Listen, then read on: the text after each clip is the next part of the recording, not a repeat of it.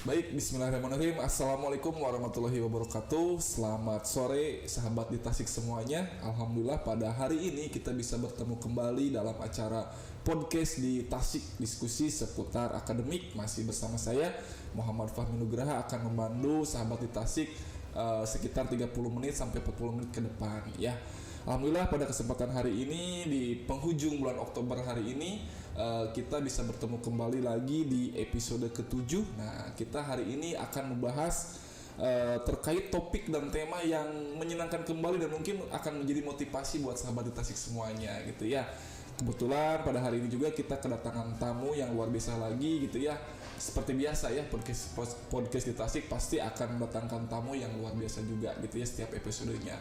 Nah, untuk itu siapa tamunya pada kesempatan kali ini? Marilah kita sambut bersama Bapak Cecep Ernanto.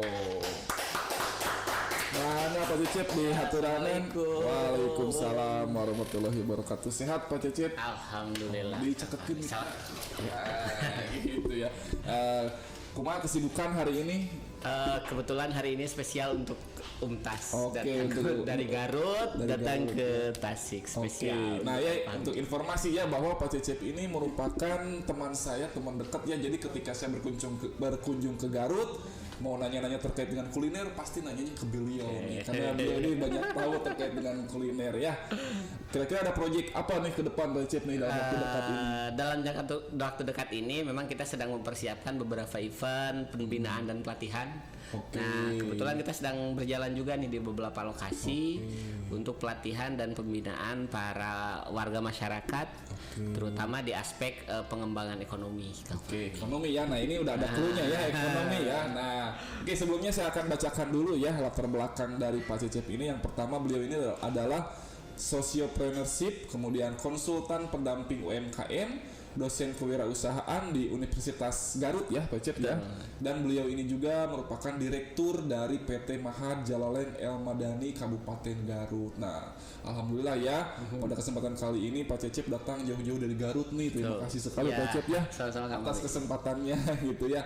Baik teman-teman semuanya, nah kenapa yang diundang Pak Cecep? Karena pada hari ini kita akan membahas dengan podcast kali ini kita akan membawakan tema Uniko. Nah, apa itu Uniko? Lain usaha di pukul lain. Beda ya. Jadi Uniko itu adalah usaha ningkatkeun ekonomi. Gitu ya. Jadi Uniko itu bukan mindsetnya bukan usaha nipu kolot, tapi ini adalah usaha ningkatkeun ekonomi. Nah, gitu ya. Kenapa hari ini temanya menarik ya gitu ya. Maksudnya kita akan coba mengulas lebih dalam terkait dengan perekonomian. Siap mudah-mudahan. Piduitun. Baik, cuan.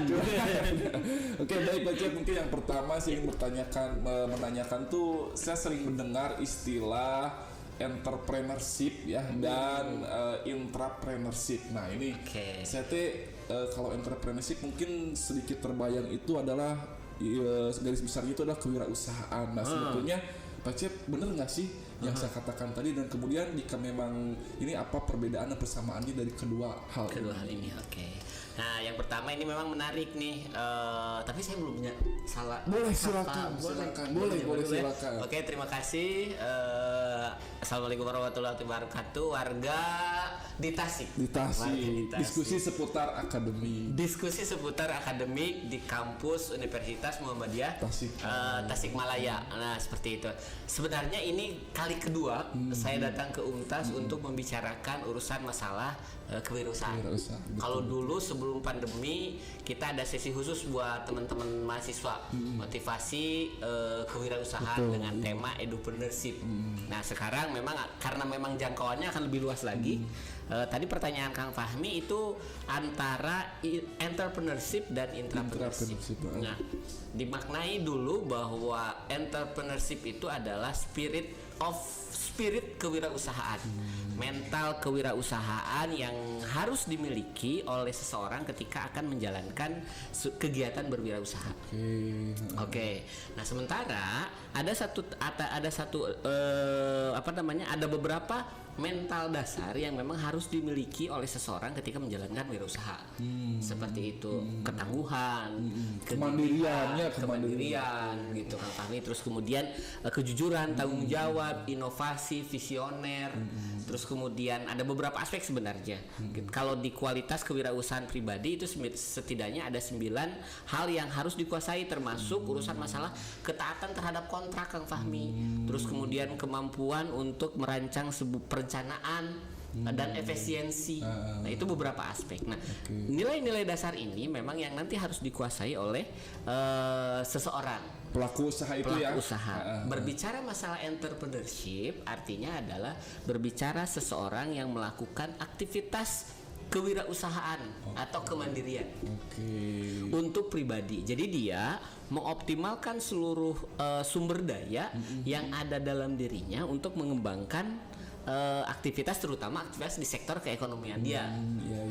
Nah, sementara intrapreneurship itu juga adalah nilai-nilai mental yang sama. Cuman bedanya intrapreneurship ini mental ketangguhan, kegigihan, kemandirian yang harus dimiliki oleh seorang karyawan Kang Fahmi. Oh, jadi bedanya mungkin objeknya ya. Kalau entrepreneurship itu lebih ke pribadi untuk bisnis sendiri. Betul, kemandirian orientasinya. Kalau entrepreneurship itu untuk pekerja untuk membangun dia pekerja. Jadi prinsip entrepreneurship ini cocok banget Kang Fahmi untuk para pendidik, para guru kayak Kang Fahmi gitu. Kalau dosen tetap di sini, kalau saya cuma dosen panggilan. Artinya karena memang mental tadi itu dioptimalkan, ada memanfaatkan sumber daya yang ada di perusahaan, sumber daya yang ada di institusinya. Gitu. Kalau entrepreneurship dia mengoptimalkan sumber daya pribadi dan juga lingkarannya dia. Tujuannya beda. Entrepreneurship itu kan untuk kemandirian pribadi. Entrepreneurship adalah untuk kemajuan institusi dan juga perusahaan. Nah, mental ini artinya saya sering diskusi dengan kawan dekat saya. Siapa kira-kira tahu gak? Oh iya, tahu. Wakil dekan. Wakil dekan. Kang Ami Madidin, bahwa yang namanya kita mau jadi wirausaha, mau jadi guru, mau jadi pegawai, itu adalah pilihan, option. Gitu. Tidak ada yang benar, tidak ada yang salah. Yang memutuskan adalah sesuai atau tidak. Kedua aspeknya, kita mau berwirausaha secara mandiri, ketika kita juga mau jadi pegawai atau jadi guru dalam hal ini, atau jadi dosen. Nah, kedua-duanya harus memiliki mental yang sama. Cuman konteksnya diistilahkan dengan konteks yang berbeda. Ada entrepreneurship, ada intrapreneurship. Nah, gitu ya. Iya, siap. Nah, jadi ada dua yang harus kita kenal ya. Maksudnya harus kita pahami dulu, ada entrepreneurship, yang kedua adalah intrapreneurship. Keduanya masih sama berkaitan dengan mental ya, maksudnya mental perorangannya ya. Hanya mungkin tadi kan ada yang satu mah memang bisnis murni, yang satu mah memang untuk pekerja gitu. Tapi secara global itu berkaitan dengan mental pelaku usaha tersebut gitu ya. Nah, gitu. Jadi perbedaan antara entrepreneurship dan intrapreneurship. Nah selanjutnya Pak Cip nih, saya ingin bertanya ya, bahwa ada yang mengatakan gitu ya, contoh saya nih mau buka usaha nih gitu ya, saya kan pekerja gitu ya. Nah, ada orang yang mengatakan bahwa wah, usaha kamu nggak akan jalan nih kalau kamu nggak fokus, misalnya kalau sambil kerja. Nah, menurut Pak Cecep itu bener nggak sih? Nah, ini nih, jadi kebanyakan guru-guru tuh atau pekerja tuh takut untuk melakukan wirausaha tersebut gitu ya. Nah, sebelumnya ini pertanyaan menarik ya. Apakah kalau supaya saya kerja sampingan melakukan wirausaha tapi sampingan gitu kan, di sela-sela pekerjaan, ini nggak bakalan berhasil kalau tidak fokus. Betul, tidak akan berhasil karena tidak fokus. Cuman Kang Fahmi, saya garis bawahi, kita urai ulang apa pengertian dari fokus. Ini pekerjaan orang ABK sebenarnya. Mungkin kalau dari mindset saya, fokus itu artinya harus menjalani satu itu ya. Milih ya gitu. Nah, pengertian dari fokus itu artinya adalah sebuah kondisi kemudian di mana kita mengoptimalkan pikiran, mengoptimalkan mental kita, mengoptimalkan tenaga kita untuk menyelesaikan sesuatu pada satu waktu. pada satu tempat. Iya. Nah, artinya ya orang yang fokus itu bukan berarti terus-terusan ada di sana, enggak. Yang namanya fokus itu kayak gini, sekarang saya sedang podcast dengan Kang Fahmi, ya saya fokus. Karena kenapa?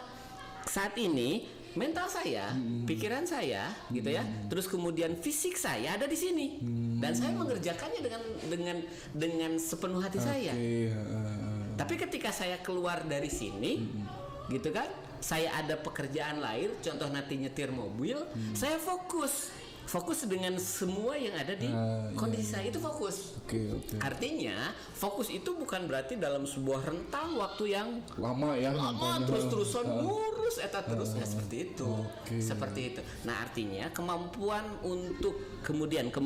untuk menempatkan waktu yang tepat di tempat yang tepat, energi yang tepat, gitu ya, seperti itu, pemikiran yang tepat, keterampilan yang tepat, itu yang disebut dengan fokus. Jadi bukan berarti kudu ninggalkeun pagawean nya terkudunya. Betul. Nah, artinya nanti seperti ini, rekan-rekan. Saya saat ini memang tadi disebutkan ada beberapa poin gelar gitu ya, katanya saya sociopreneurship ketika Fahmi tadi, terus yang kedua saya konsultan pendamping UMKM, saya juga dosen, saya juga kemudian direktur PT ya, sebenarnya ada beberapa perusahaan juga saya pegang Kang Fahmi, selain daripada Mahat Jalalain El Madani. Nah, kalau gitu saya nggak fokus dong, terlalu banyak. Nah, tapi ketika saya tetap fokus, karena ketika saya menjalankan fungsi saya sebagai dosen, saya totalitas sebagai dosen. Waktu saya dihabiskan di sana. Saya tidak sambil mikir usaha, tidak sambil mikir yang lain-lain. Ketika saya turun melakukan proses pendampingan, saya fokus di sana. Ketika waktu saya untuk mengurus perusahaan saya, gitu ya, ada 3 perusahaan yang saya jalankan sekarang, saya fokus di sana. Nah, artinya kemampuan untuk kemudian membagi peran, membagi tenaga, membagi fungsi, gitu ya. Nah, ini menjadi penting. Jadi kalau Kang Fahmi jangan takut, Kang Fahmi. Kang Fahmi sekarang jadi dosen, jadi pengusaha, jalanin saja. Selama tadi Kang Fahmi bisa tepat menggunakan energi Kang Fahmi, menempatkannya tempatnya. Berarti itu modalnya juga ada manajemen waktu juga, ya, manajemen pikiran juga, manajemen waktu, manajemen pikiran, seperti itu. Nah, jangan kayak teman saya ya, mau bisnis usaha kopi gitu ya, padahal udah ada kopinya tapi banyak mikir gitu ya. nggak jalan-jalan sampai gitu, sekarang, padahal itu rencananya udah dari 3 tahun. Itu jadi hanya itu aja gitu. Udah sudah saya buatkan logonya segala macam. Ini aja. Oke, gitu ya. Sebentar, saya kenal nggak? Kenal. Iya, bagus. Oke, nah jadi gitu ya, ternyata memang harus fokus. Cuman maksud artinya fokus itu bukan berarti harus meninggalkan salah satunya. Ya, kalau dosen ya udah dosen, ngajar, waktunya jadi dosen. Ya, ketika usaha ya udah usaha. Ya usaha, jalankan usaha. Nah, kan itu ya, setiap hari Kang Fahmi di kampus. Ya enggak juga. Iya, enggak juga kan. Gitu seperti. Nah, gitu ya teman-teman, dicatat ya. Jadi yang dimaksud fokus tuh jangan berarti kudu ninggalkan selasa hijina, enggak, tapi kita harus fokus pada satu kegiatan yang kita jalani. Gitu ya. Nah, selanjutnya Pak Cep nih, kan usaha tuh membutuhkan modal, bukan artian modal dalam bentuk materi saja. Betul. Ya. Artinya kan memang ada mental juga tadi kan, sesuai dengan prinsip yang tadi gitu ya. Nah, kira-kira nih guru SD ya, atau dalam hal ini khususnya pekerja lah gitu ya, atau guru SD mungkin karena kita prodi PGSD, apa saja sih yang harus dimiliki nih Pak Cep kalau kita mau buka usaha gitu. Yang guru-guru SD nih ya, nih boleh dicatat nih. Ini yang tadi nyambung ke fokus tadi nyambung ke fokus tadi sebenarnya. Intinya adalah ketika kita mau mulai usaha, pastikan kita punya 3 fondasi yang benar. Yang pertama adalah usaha dijalankan atas dasar fondasi personal kita. Artinya saat kita memahami kekuatan kita di mana, potensi kita di mana. Nah, ini yang terakhir adalah selain daripada kekuatan, kelemahan kita, ini yang terakhir harus dipahami. Fashion kita ada di mana? Gitu. Kegemaran kita ada di mana? Nah, karena usaha sekarang itu adalah usaha yang kemudian itu butuh intensitas yang sifatnya harus menikmati. Nah, saya sebenarnya sedang menyelesaikan sebuah buku berbisnis dan berbahagialah. Karena ada banyak orang yang kemudian ketika menjalankan usaha ternyata dia malah tidak bahagia, Kang Fahmi. Karena tidak sesuai passionnya ya. Karena tidak sesuai passionnya, waktunya kemudian terkuras habis di sana dan segala macam. Itu fondasi pertama. Pahami dulu personalitas kita. Sukanya ada di mana? Jadi bukan gini juga. Berarti kalau kayak gitu Pak Cep, misalnya sekarang lagi tren cimol ya misalnya gitu ya. Saya mau buka usaha cimol gitu misalnya, nggak gitu juga ya, padahal itu nggak sesuai dengan passion saya. Betul. Nggak gitu juga kan. Gitu juga. Nah, kalau seumpamanya kayak gitu Kang Fahmi, kita hanya ikutan tren. Kalau ikutan tren, yang namanya tren itu ada masa peak, ada juga masa down, turunnya. Dan yang namanya usaha itu kita harus dalam posisi mempertahankan terus peak. Terus puncak, turun puncak lagi.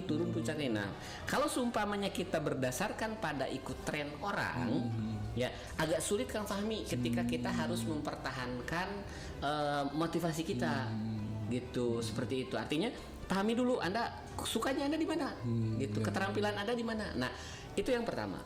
Terus yang kedua, fokus kedua ya, yang ketika Anda menjalani ini, ketika Anda sudah paham nih, yang kedua itu yang harus Anda lakukan adalah Anda mulai memetakan itu, saya menjalankan usaha ini mampukah sendirian atau saya tidak mampu melakukannya sendirian. Setelah tadi analisnya tadi ya. Nah, kalau seumpamanya kita ternyata tidak mampu nih sendirian, nah lakukan hal yang kedua. Analisis siapa mitra kita, siapa yang bisa berkolaborasi dengan kita. Nah, dimaksud dengan kolaborasi ini, Kang Fahmi, tidak harus selalu kita kerjasama bareng, yuk barengan, nggak kayak gitu juga. Contoh kayak gini nih, sekarang saya ingin bisnis Kang Fahmi, contohnya ingin bisnis alat permainan edukatif. Oke. Kang Fahmi suka ngedesain, suka buat gambar, suka membuat alat-alat peraga edukatif. Ini ingin jadi uang. Tapi Kang Fahmi tidak bisa ngeproduksinya. Oke, mulai memetakan siapa mitra kita. Salah satunya adalah PT Mahat Jalalain El Madani. Datang ke kita. Gitu kan. Kang, bisa gak gini. Nah, kita buatin. Gitu. Kang Fahmi tetap jadi perusahaan Kang Fahmi dengan merek Kang Fahmi dan segala macam. Nah, model kolaborasi ini adalah salah satu model yang memang sekarang itu paling mudah dan paling memungkinkan dijalankan sekarang, Pak. Jadi kalau kita menjalankan usaha, kalau dulu nih zaman-zaman awal-awal saya berusaha di sekitar tahun 2010-an gitu. Yang namanya usaha itu hampir semuanya harus kita kuasai sendiri. Benar. Produksi kudu mikiran sorangan. Gitu desain segala macam, desain kudu mikiran sorangan, pemasaran kudu mikiran sorangan, sebet kan nganterkeun. Oke, kudu mikiran sorangan. Kalau sekarang zamannya nggak seperti itu. Ya berarti kan kalau kayak gitu bisnis tuh sekarang tuh udah bergeser ya. Kalau dulu mungkin ngarawuku siku ya. Atau apa ya bahasa Indonesianya ya. Bukan nama merangkul oleh siku. Gitu ya, enggak ya. Nah, jadi kalau sekarang tuh udah berbeda trennya, artinya kita bisa mungkin bekerja sama dengan yang berkaitan dengan bisnis kita. Artinya bisnis kolaboratif ini menjadi salah satu tren model sekarang yang sangat memungkinkan dilakukan oleh. Berarti kalau gitu Pak Cep, pembagiannya harus dilakukan dulu di awal. Nah, ini agak menarik juga. Urusan masalah pembagian itu hitung-hitungan memang ada prinsipnya Kang Fahmi. Kecuali kalau podcast kita 3 jam, 6 jam gitu. Bisa dibahas. Oke, nah itu jadi harus ada bagian khusus nantinya mungkin diagendakan lagi ya sama cuman tadi prinsipnya tadi setelah Anda memahami kekuatan Anda di mana, passion Anda di mana, lalu kemudian Anda mencoba berkolaborasi dengan orang lain. Ini modal yang penting atau yang disebut dengan modal jaringan, modal silaturahmi itu Kang Fahmi. Yang tadi mah modal personal gitu ya, karena berlihat diri sendiri. Yang keduanya adalah modal jaringan. Modal silaturahim. Karena kita jadi tahu nih, di sini si ini tuh bisa melakukan ini. Artinya saya butuh ini. Saya bisa dong bekerja sama dengan dia. Gitu kan? Bekerja sama kan sifatnya berbeda. Ada yang bekerja sama yang berkelanjutan, ada yang bekerja sama sekali putus aja udah. Kan gitu, per project lah istilahnya. Kan bisa seperti itu. Nah, ini yang kedua disebut dengan modal silaturahmi, modal jaringan. Nah, makanya kalau seumpamanya kalian yang mau menjalani usaha kudu loba jalan-jalan. Kudu loba ngobrol jeung batur. Nah, harus sering banyak kegiatan podcast ya kayak gini. Nyimpen nomor telepon yang kira-kiranya penting. Berkomunikasi, bersilaturahmi. Seperti itu. Itu yang model kedua. Gitu. Nah, nanti modal yang ketiga ini baru urusan masalah yang namanya modal fisik. Modal fisik itu bisa jadi dalam bentuk modal uang, modal kendaraan, gitu, modal bangunan dan segala macam itu baru fisik. Dan itu derajatnya ada yang ketiga, hanya ketiga, Kang Fahmi. Fisik teh ya. Fisik itu ketiga. Ketika memang diselesaikan dengan potensi pribadi, gitu kan? Berarti modal kedua nggak perlu dong. Tapi zaman sekarang nggak bisa kita melepaskan yang kedua. Tapi kalau ternyata bisa selesai dengan modal kedua, modal ketiga nggak perlu dong. Contoh kayak gini, tadi ulangi lagi ya. Kang Fahmi punya rencana nih bisnis di alat permainan edukatif, tapi Kang Fahmi hanya pandai di desainnya saja. Lalu ngedesain dan segala macam. Nah, pertanyaan ke saya, kira-kira untuk mengeksekusi ini Kang Fahmi akan butuh modal fisik tidak? Butuh, harusnya butuh sih. Untuk apa? Ya mungkin dalam hal desain kan butuh komputer juga. Oke. Anggaplah kita lakukan secara manual. Oke. Sebetulnya enggak sih. Nyaris tidak ada kan? Nyaris tidak ada. Bukan tidak ada tapi nyaris tidak ada. Karena kan Kang Fahmi tidak perlu dulu beli mesin potong. Ya. Kan gitu. Kudu beli dulu gurinda kan gitu. Malah kalau perlu DP dulu kan kalau kita sudah print. Iya. Kan gitu. Kang buatin dulu lah. Tapi saya ayeuna can aya deui duit teh. Nah, kan bisa kayak gitu kan. Cewek lah urusan eta mah di tukang lah gitu ya bisa gitu ya. Seperti itu jika modal yang kedua, modal silaturahmi itu sudah terbangun ya, terbentuk ya. Oke. Nah, gitu ya kudu loba ulin teh. Nah, ulin teh bukan berarti main kosong juga ya, artinya tetap kita silaturahmi. Cek kasarna moal poekeun di jalan gitu lah. Kita banyak silaturahmi mah gitu ya. Silaturahim teh mukakeun rezeki. Nah, itu carana gitu. Oke, nah gitu ya teman-teman ya, sahabat di Tasik semuanya nih, obrolannya semakin sini makin seru kalau bicara tentang Uniko ya. Nah, ini bisa meningkatkan ekonomi ya. Cuman teman-teman berhubung Kang Cecep dari jauh nih ya, Pak Cecep dari jauh, mungkin beliau butuh waktu untuk istirahat dulu, minum dulu. Untuk itu mungkin kita akhiri dulu untuk sesi ini, nanti kita akan lanjutkan di sesi kedua. Sampai bertemu di sesi berikutnya teman-teman semuanya.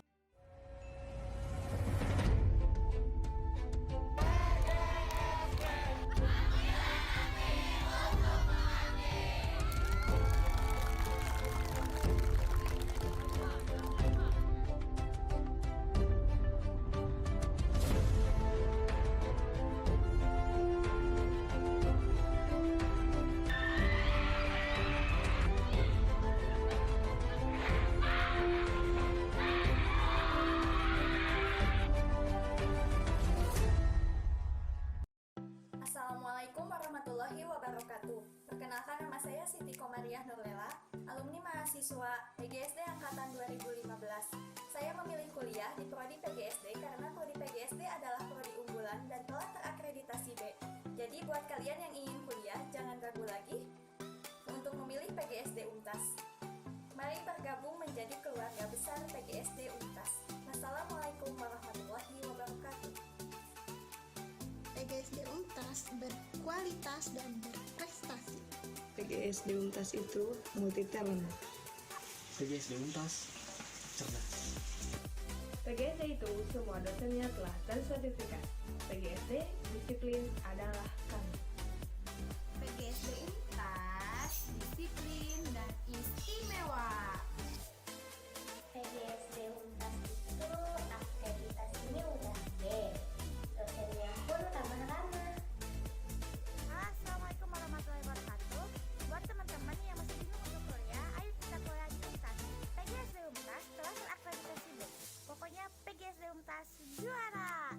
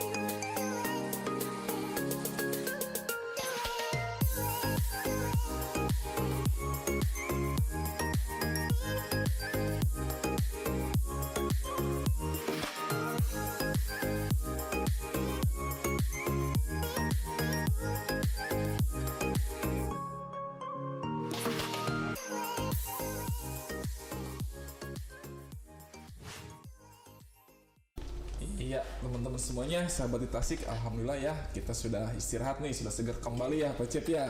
Sudah segar kembali. Nah, kita ketemu lagi di sesi kedua ya.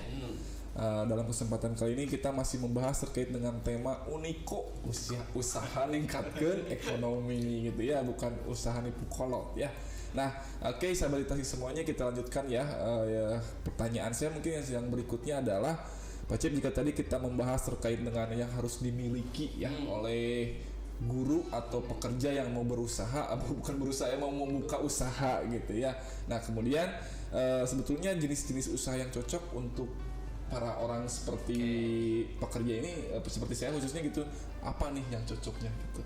Baik, nah jenis usaha itu Kang ya, sebenarnya itu cocok untuk setiap orang. Oh, jadi tidak ada khusus. Tidak ada yang khusus. Nah, hanya saja harus dibedakan ya. Ada bisnis itu ketika kita berbasis produk, yang namanya bisnis ketika berbasis produk, maka sebenarnya Anda hanya akan jadi tukang jualan saja. Jadi fokusnya itu ya fokusnya hanya ke produk gitu ya. Ada produk, terus kemudian diciptakan, dijual. Ada produk, ciptakan, dijual. Nah, artinya jadi belum nggak sampai tahap produksi dong. Bisa jadi kayak gitu. Kalaupun seumpamanya ada tahap produksi, tapi tetap kalau seumpamanya prosesnya kita hanya terfokus di produk, maka kita hanya akan terjebak pada jadi tukang jualan saja. Oh, iya. Karena Kang Fahmi ya, saya tambahan sedikit nih sebelum nanti diulas tadi pertanyaan tadi. Nah, yang namanya bisnis itu, Kang Fahmi, adalah bagaimana kemudian kita membangun sebuah sistem. Membangun sebuah ekosistem itu di dalamnya. Jadi produk atau itu hanya sekedar bagian dari sistem itu ya. Sistem itu. Kalau seumpamanya Anda contoh sudah memiliki brand terkenal atau sudah memiliki kekuatan sistem tadi, apapun yang diproduksi, apapun yang dijual akan tetap laku, akan menghasilkan uang. Nah, balik ke esensi dari bisnis. Esensi dari bisnis itu adalah transaction. Gitu ya, adanya proses jual beli mungkin. Jual beli, ada proses transaksi. Lebih dalam lagi, tujuan dari bisnis itu adalah munculnya keuntungan. Nah, jadi kebanyakan orang, kesalahan kita gitu, ini terlalu fokus di produk. Terlalu fokus, saya cocoknya kira-kira yang cocok buat saya apa sih? Nah, sebenarnya saya tidak bisa menjawab. Yang bisa menjawab itu Anda dengan cara melakukan analisa yang tadi yang saya jelaskan di sesi sebelumnya. Senang Anda di mana? Kemampuan Anda di mana? Dan bisnis itu tidak ada yang kecuali bisnis kobaya itu aja yang dilakukan. Beda cerita ya. Beda cerita itu mah gitu kan. Semua bisnis itu ya baik. Semua bisnis itu bisa jadi cocok. Cocok untuk satu orang dengan cocok untuk orang lain. Nah, ada yang menarik di bisnis Kak Fahmi. Ada dua orang nih menjalankan bisnis yang sama. Sama-sama tukang bakso. Dan seperti itu. Yang satu bisa jadi berkembang. Punya cabang yang banyak dan segala macam. Yang satu bisa jadi dia bertahun-tahun rodanya itu aja. Malahan tidak di-upgrade. Nah, permasalahannya dari mana? Permasalahannya bukan di produk. Gitu. Permasalahannya itu adalah pertama, dia sejauh mana keinginan dia untuk men-scale up bisnisnya, membuat bisnisnya menjadi besar ya. Terus yang kedua, dia itu menjalankan bisnis apakah hanya ingin bertahan hidup saja, untuk mempertahankan hidup saja, atau dia untuk mengembangkan, memberikan kebermanfaatan yang berlimpah. Itu kan beda lagi. Itu seperti itu. Jadi saya hanya ingin menegaskan jangan terjebak dengan produk.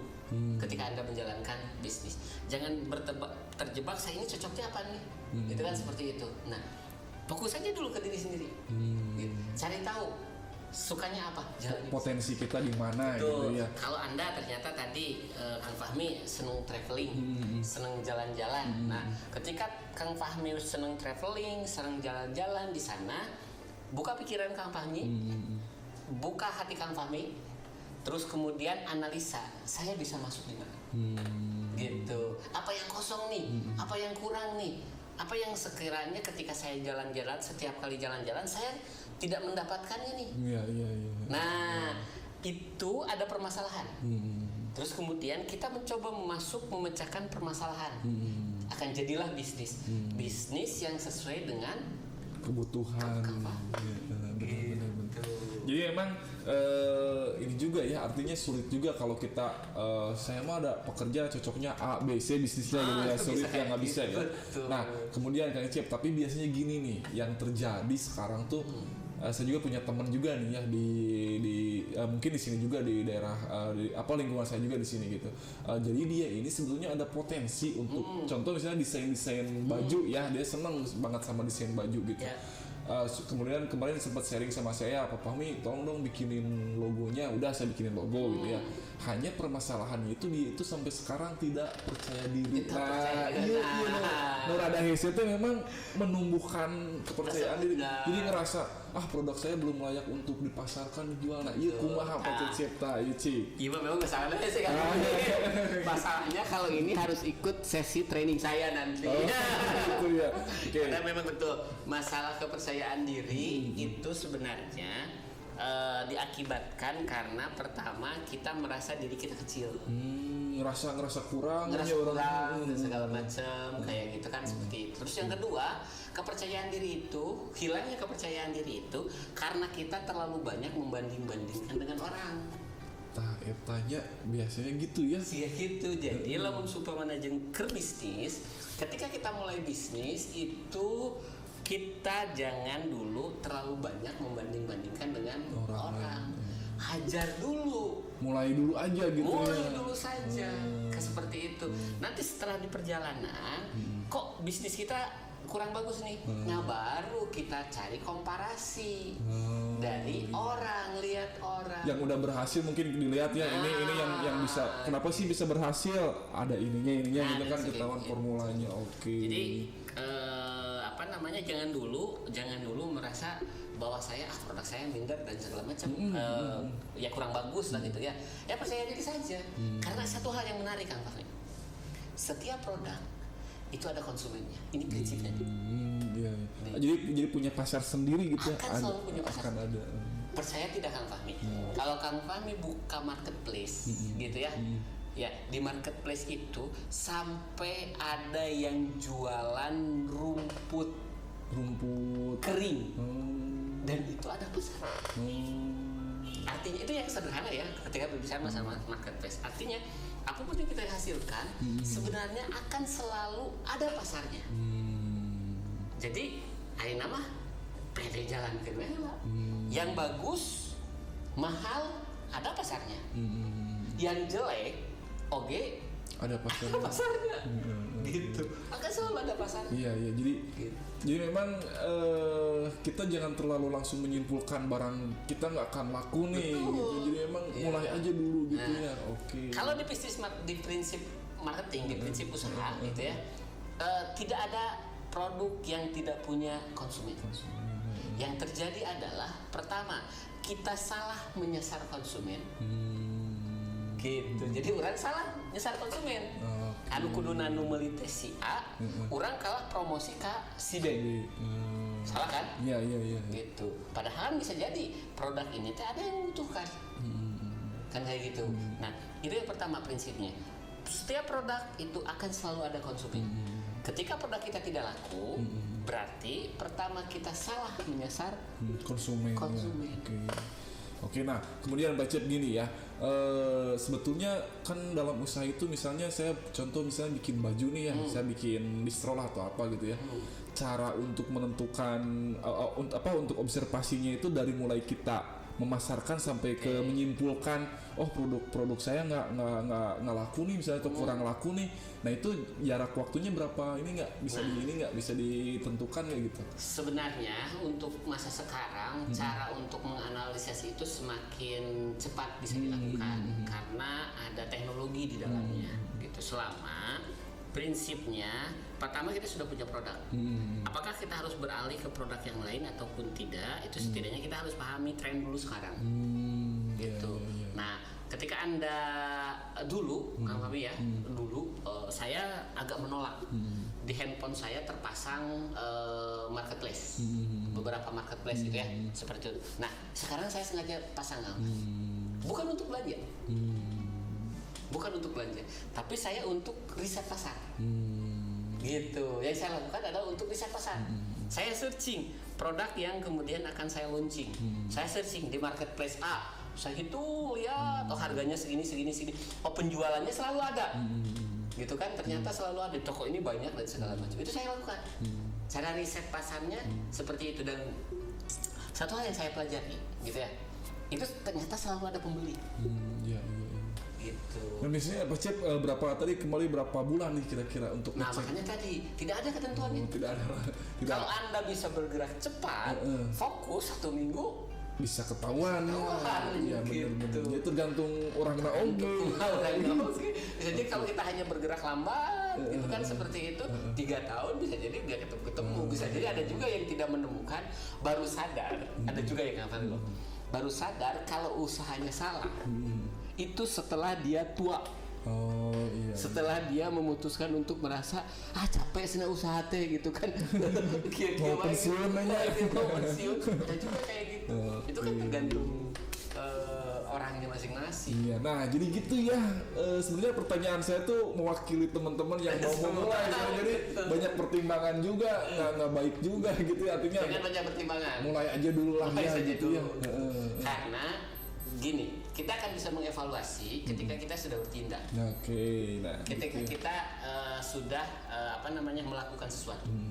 Nah, ini yang saya lakukan di bid dubbingan saya atau ketika saya ngajar di kewirausahaan di kampus. Itu yang saya lakukan adalah pertama, yang namanya nyusun bisnis plan itu bukan saat awal usaha. Awal usaha kita hanya merancang desain bisnis. Dalam satu model biasanya bisnis model Canva itu saja. Nah, 1 lembar cukup. Setelah selesai 1 lembar eksekusi jadikan. Baru setelah belajar berjalan kita nyusun tuh bisnis plan. Analisis harganya cocok nggak, tempatnya cocok nggak, gitu kan, elemen-elemen di bisnis baru kita analisis. Pesaing kita mana saja nih, baru kita lakukan. Gitu. Kalau ini mah udah lihat dulu pesaing, udah lihat dulu tempat dan segala macam, nggak bakalan jadi. Waktu kita habis untuk nyusun bisnis plan. Ketika selesai bisnis plan, tenaga kita sudah terkuras dan sudah tidak terasa. Gitu ya. Cukup rancang desain saja. Gitu, desain bisnisnya seperti apa? Salah satunya adalah dengan satu tools yang sederhana, bisnis model Canvas. Gitu. Nah gitu ya teman-teman, jadi yang mau bisnis ayo mulai, jangan banyak mikir kayak saya. Oke, nah selanjutnya nih Pak Cep, mungkin pertanyaan terakhir ya, karena memang kalau berbicara masalah usaha ini agak cukup butuh waktu panjang nih, cuman kan kita terbatas oleh durasi gitu ya. Nah mungkin pertanyaan terakhir nih, usaha berhasil itu kan versi saya nih ya, versi saya, usaha yang berhasil itu adalah usaha yang benar-benar menghasilkan materi atau keuntungan. Nah Pak Cep setuju nggak dengan ini saya gitu, pemikiran saya gitu? Setengah setuju, setengah kurang. Nah ini setengah kurangnya gimana nih? Gitu ya. Nah, bisnis itu harus mendatangkan keuntungan. Dua hal. Harus menghasilkan profit. Profit itu berupa keuntungan tadi ya. Dan harus mendapatkan benefit, kebermanfaatan. Nah ini yang keywordnya yang ini kebermanfaatan bisa dijelaskan secara itu. Nah, apa itu kebermanfaatan? Terkadang kan kadang-kadang kita melakukan sebuah bisnis, tapi kemudian orientasinya hanya sekedar profit saja, maka dipastikan Anda hanya akan mengejar sesuatu yang sifatnya pendek sesaat. Ya. Tapi kalau kita berorientasi kepada benefit itu adalah keuntungan yang kemudian kita bisa dinikmati di akhir, kita tagih bisa kapanpun dan dirasakan bukan cuma sekedar oleh kita tapi sekitar kita saja. Ini kebermanfaatan. Bisnis kita apakah kemudian memberikan manfaat kepada lingkungan di sekitar kita? Ya seperti itu. Bisnis mendatangkan manfaat untuk diri kita sendiri. Ada juga bisnis-bisnis yang tidak mendatangkan manfaat untuk dirinya sendiri. Tahu contohnya seperti apa? Nggak tahu, kurang tahu tuh. Jualan hal-hal yang dilarang. Kan itu tidak memberikan kebermanfaatan buat dirinya sendiri. Secara profit menguntungkan tidak? Menguntungkan, gede banget. Keuntungannya. Tapi secara benefit kan justru tidak mendapatkan. Justru yang terjadi adalah dia dirugikan. Ya, untuk rentang waktu yang panjang. Seolah-olah dia mendapatkan keuntungan besar saat itu, padahal diuntungkan dalam rentang waktu yang panjang. Nah, itu beberapa bisnis yang kayak gitu. Atau bisnis dengan yang kita cari untung nih, produknya sama, terus kemudian harganya di markup dan demikian rupa dengan moles, artinya tipu dan segala macam.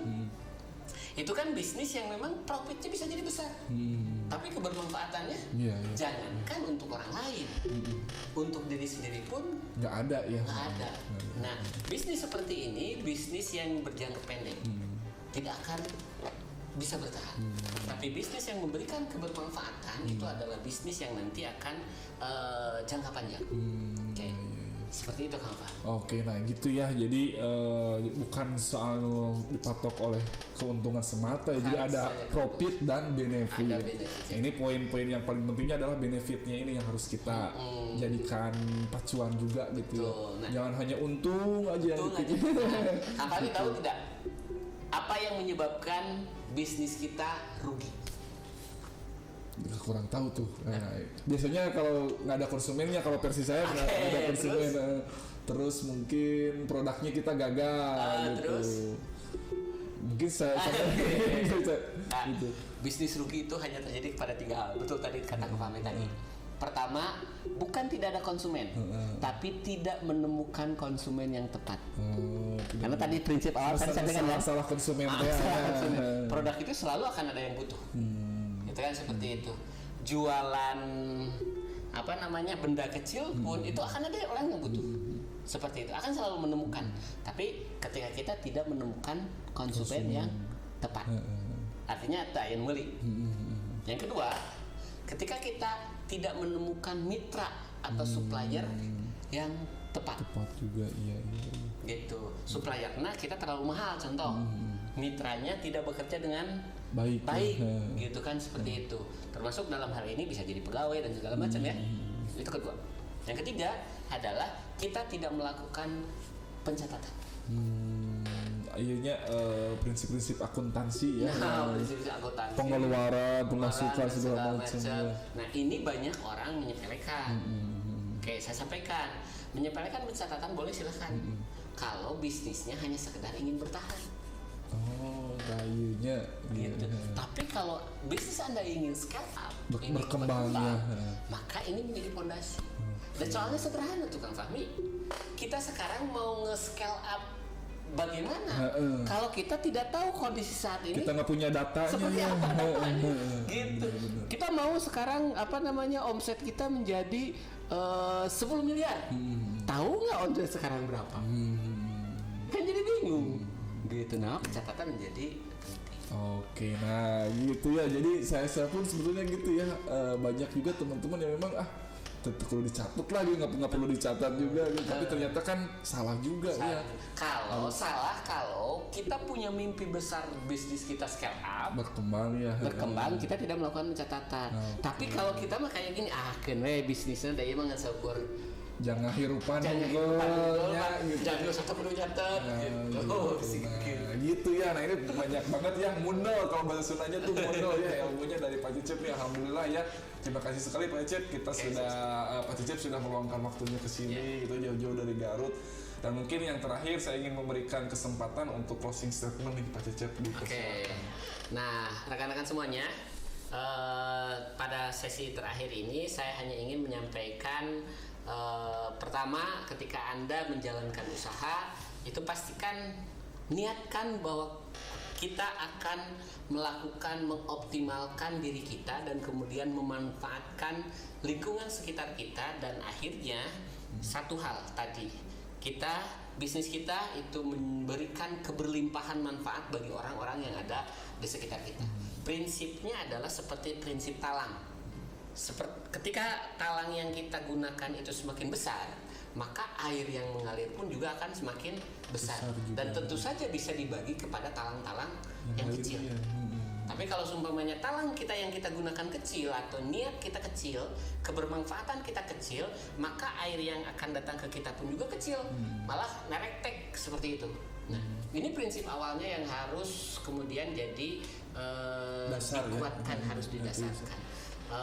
Apapun, siapapun profesi Anda, apapun dimanapun Anda berada, dengan kemajuan teknologi saat ini sebenarnya Anda sudah bisa memulai melakukan aktivitas Uniko. Usaha ningkatkan ekonomi.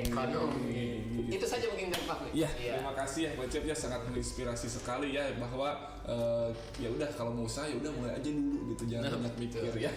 Baik teman-teman sahabat di Tasik semuanya, mungkin untuk episode ke-7 kali ini saya cuma sekian ya. Mohon maaf apabila banyak kekurangan. Sekali lagi Pak Cip saya ucapkan terima kasih sekali sudah mau berbagi ilmu, sudah datang-datang jauh-jauh gitu ya dari Garut ke sini gitu ya. Kemudian mungkin saya mengucapkan juga mewakili Kaprodi ya, mengucapkan mohon maaf apabila dalam penerimaannya kurang berkenan gitu Pak Cip ya. Sekali lagi terima kasih teman-teman atas perhatiannya. Sampai berjumpa di episode berikutnya.